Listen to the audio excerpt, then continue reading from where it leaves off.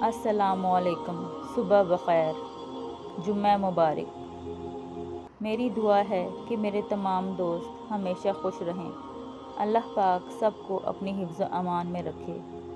یا اللہ، جو بیمار ہیں ان کو شفائے کاملہ عطا فرما دے، اور جو پریشان ہیں ان کی پریشانیوں کو دور کر دے۔ معمولی باتوں کو دل میں رہائش نہ دیں، کیونکہ اگر دل کی مکین بن جائیں تو بڑے بڑے رشتے مسافر بن جاتے ہیں۔ اللہ کے نزدیک فرائض کی ادائیگی کے بعد سب سے افضل عمل مسلمان کے دل میں خوشی داخل کرنا ہے۔ اس لیے زیادہ سے زیادہ خوشیاں بانٹو اور نفرتیں مٹاؤ۔